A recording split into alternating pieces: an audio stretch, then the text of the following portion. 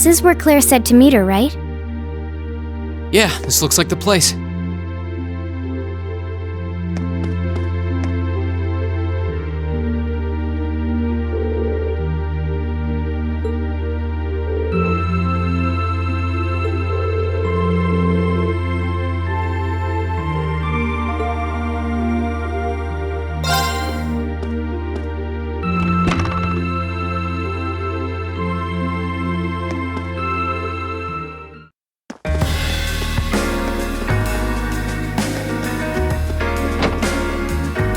Alright, now to find Captain Claire. Oh, wow.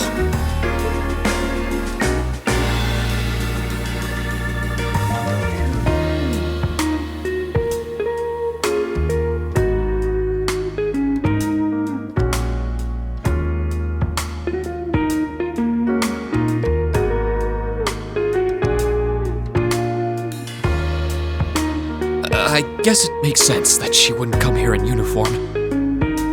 The charms of an older woman, eh? I think I'll manage.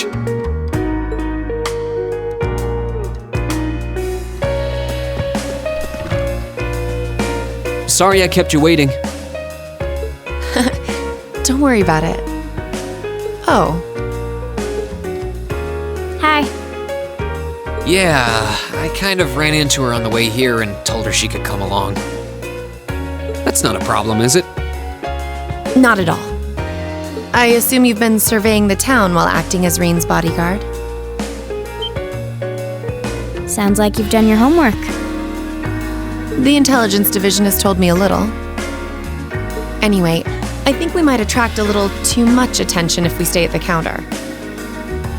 What do you say we get a table for 3?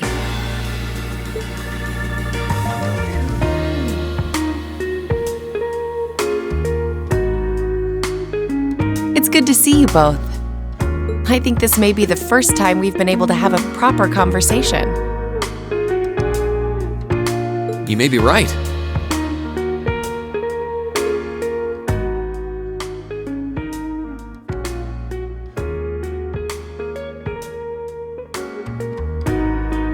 I was hoping I'd get the chance to sit down and talk with you too, actually.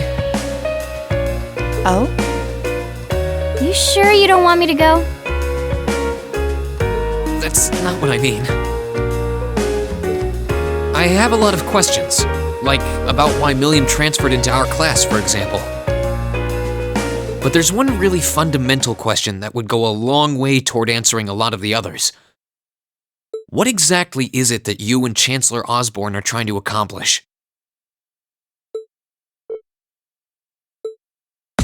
Let's look at that standoff at the Provincial Army earlier this evening. It's hard for me to feel much sympathy for them after they drove armored cars right into the middle of the city. But maintaining order in the provinces is generally accepted to be the duty of the provincial armies. Maybe it's just me, but it seemed an awful lot like you were just trying to provoke them by belittling their authority. It did look like your people were picking a fight. Viewed without the proper context, I can see how it might look like that. But right now, the factional conflict in the Empire is nearly at its breaking point. Crossbell is buzzing with talk of independence, and Calvert is still weathering its immigration disputes. In such volatile times, there's a very real need to create a far more expansive network to help maintain public order. The only organizations that are up to the challenge are the Railway Military Police and the Intelligence Division. That may be the case. Still, your boss is the one making those conflicts worse. I can't deny that. But at the very least, the Chancellor is acting with a sense of integrity. He hasn't stooped so low as to give aid to terrorists, unlike some others I could name. I want you to at least understand that. Wait, so... Wow, she really said it. So the noble faction's been the one backing the terrorists, huh? I'm afraid there's no longer any doubting it. We've all but confirmed the involvement of Duke Cayenne, the most prominent representative of the four great houses. The 3 airships the Imperial Liberation Front have been using have been traced back to Ordis as well. I'd wondered how they got their hands on those. I've heard the Duke is just a gaudy old man, but... Eustace's brother came to pick him up in Legram, didn't he? That's what Toval told us. And now, Rufus just so happens to pop up on another of his secret trips. Captain Claire, what's going on in Ruhr? And how are Elisa's family and the Reinford Company involved? I guess it's time to get to the matter I called you here for in the first place. The Railway Military Police is currently weighing the possibility of a forced inspection of Reinford's first factory. Sounds serious. The first factory belongs to one of Reinford's major divisions, right? Correct. It's one of the main divisions and handles the bulk of the company's iron and steel processing, among other things. They're also currently under suspicion of something I'm not at liberty to discuss with you right now. The 2 of you are aware that project management at Reinford is split up across several major branches, right? It is? And on top of that, she's got her hands on the development of our Arcus units too. It's way too much work for one person. How many projects does Mother have under her wing right now?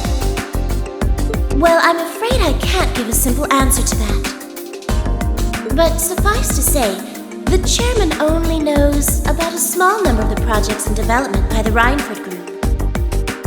Well, lately, the directors have. Come to think of it, I overheard Elisa and Sharon talking about something like that. For years now, Reinford has been the Empire's heavyweight when it comes to heavy industry and manufacturing. The company is split into different divisions that handle things like steel production, railways, weaponry, and tools. The problem is that those divisions have simply become too large. Large enough to have their own internal allegiances, some to the nobles, with others supporting the reformist faction. Are you serious? So even companies are taking sides. I'm sure Irina Reinford is aware of this to at least some extent as the company's chairman. But the self-supporting accounting system she introduced has the side effect of granting each division a long leash. Because of that, I doubt even she has a full grasp of the situation. So, the first factory you guys have your sights set on for that inspection is aligned with the Noble faction, I assume. You assume correctly. And the provincial army is doing everything it can to stop us from carrying out that investigation. That's what led to this evening's quarrel. I imagine Chairman Irina is currently doing her utmost to rein in all the divisions and get them back in line. The thing is, when she seized control of the company 5 years ago, she had to rely on support from both sides. Being indebted to them like that, I have my doubts she'll be able to target the underlying problem. It's sounding shadier by the minute. You can say that again. The situation seems even more dire than I thought. And while all this is going on, the factional conflict keeps burning hot across the rest of the Empire. I've told you as much as I can right now.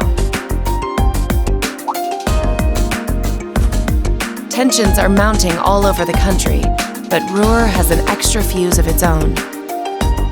Try to gain an understanding of the crisis unfolding here, then do your best to stay out of it. Whatever other lessons Class 7 takes away from this field study, I hope that ends up on the list.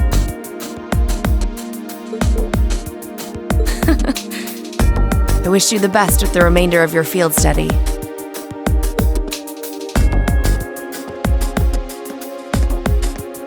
Please have the bill sent to the Railway Military Police Branch Office in Ruhr Station.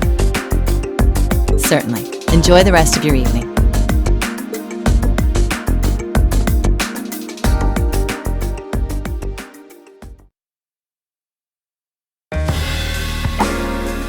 Wait! The bill! Looks like she just picked up our tab. She gave us some good intel, too. For free, even. I can't just go running after her now.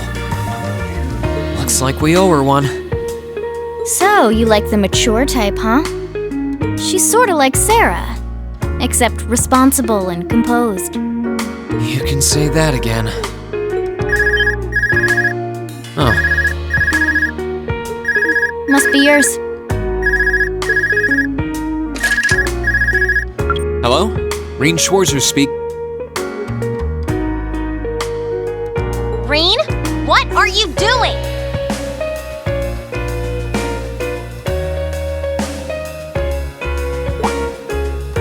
Oh, it's just you, Elisa.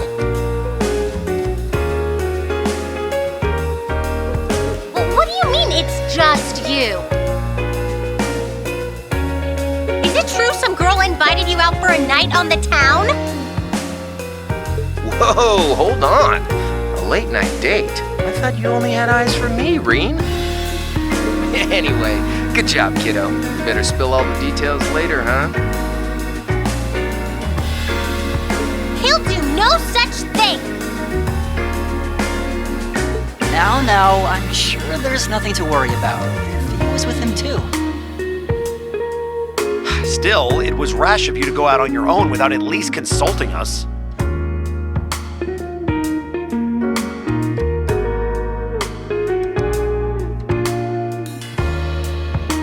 Ready to head back? Yeah, I think that'd be for the best.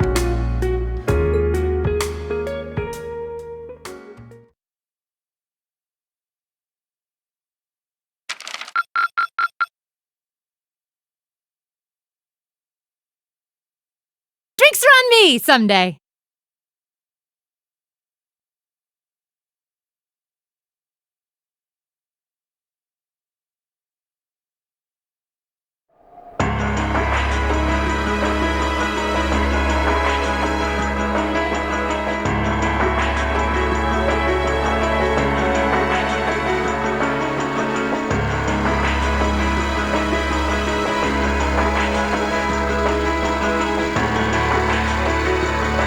The time has come. First Highroad, then Crossroad. Now Road shall be the third to witness our conviction.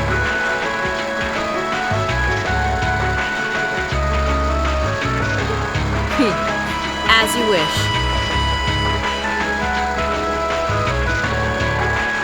We'll hit him so hard, they'll be picking up the pieces for weeks!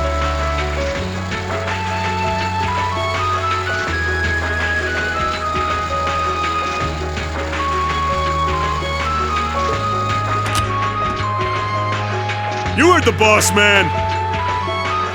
Tomorrow's a red-letter day for us. A real do-or-die moment, in every sense of the word.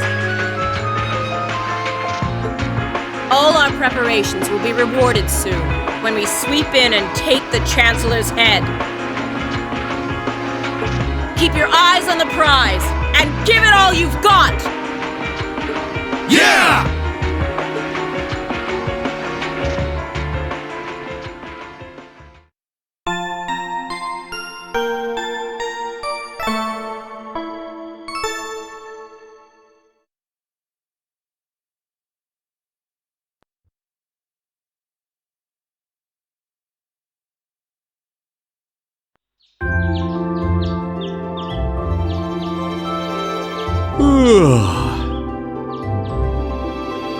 So tired.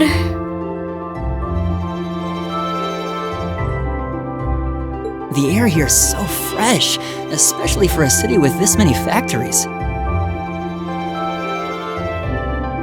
It must be because we're up in the mountains. I'll say, compared to the capital, the air quality is pristine. Well, the capital does have a few 100,000 more people living there.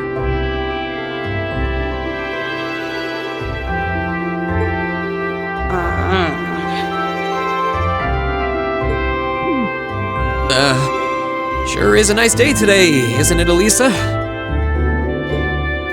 Not as nice as last night must have been. I told you, I'm sorry.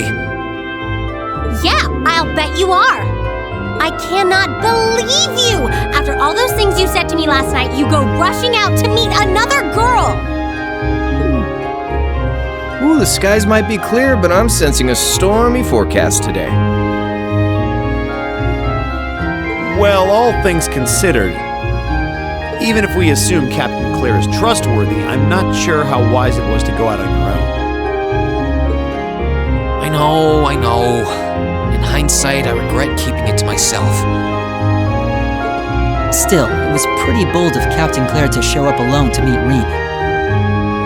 Even dressed down, I wouldn't have thought she'd go out alone with the provincial army on patrol. I'm guessing she's more than strong enough to handle herself. Not sure what her weapon of choice is, though. I wish I could have seen her all dolled up, though. Bet she was a real knockout. Come on, that would put a spring in any man's step. I don't blame you for sneaking out alone. Oh! No! It's not like I knew she was going to show up wearing a cocktail dress. I swear! You seemed pretty taken by her when she showed up yesterday, though. And your eyes were glued to her right up until she left the scene. Oh, really? So while we were enjoying a quiet evening, you were out carousing with a beautiful woman, were you? You lucky son of for shame, Reen! We're here representing the Academy on a field study! I swear, you guys are just making things up at this point. But thanks to the information I got from her, we have a pretty good idea what's going on here in Ruhr. And now that we know, we should be able to do something about it. What do you think, Elisa? Yeah, I'm in. So in short, the first factory did something to catch the eye of the railway military police, prompting an inspection. And all the while, the provincial army has been here blatantly trying to prevent them from doing that? Let's not forget that the first factory is run by none other than the Noble faction. I know that the divisional directors have been operating without much in the way of executive oversight for years now. But Mother always allowed it. She thought that encouraging competition among the divisions would yield more innovations. I never thought that'd lead to something like this. Seems like the lesser of two evils. By the way, hearing about the first factory made me curious. Do the other divisions have their own political allegiances? Well, to give you a basic idea, this is a bit oversimplified, of course. Divisions are made up of many people, and they all have their own opinions. But the positions of each division's directors are clear as day, though. The first and second factories in particular have had a pretty fierce rivalry going on between them for years. But even still, I wouldn't have expected the first factory to do something flagrant enough to prompt a military inspection. Neither would I. All right, we're gonna do whatever it takes to get to the bottom of this. And when we tie this up all nice and neat for her, even my mother will have to admit she's grateful to us. Sounds like a plan. That's the spirit. Offhand, I'd say this falls under the scope of our field study too. Thanks, everyone. Sounds like we're in for a ride. Anyway, let's take a look at the field study tasks Sharon gave us for today.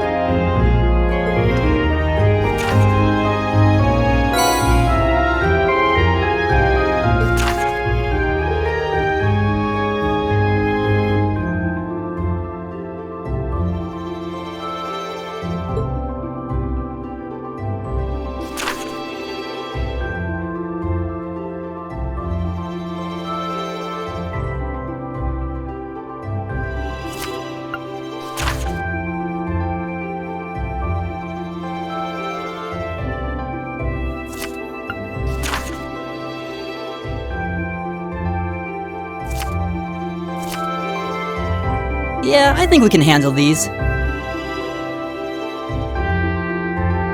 It's still 8 a.m., so we have plenty of time to work our way through the list. And while we're doing that, we can ask the people we meet about how things stand between Reinford's divisions. Look alive, everyone. It's time to get to work. Right. Roger. Gotcha.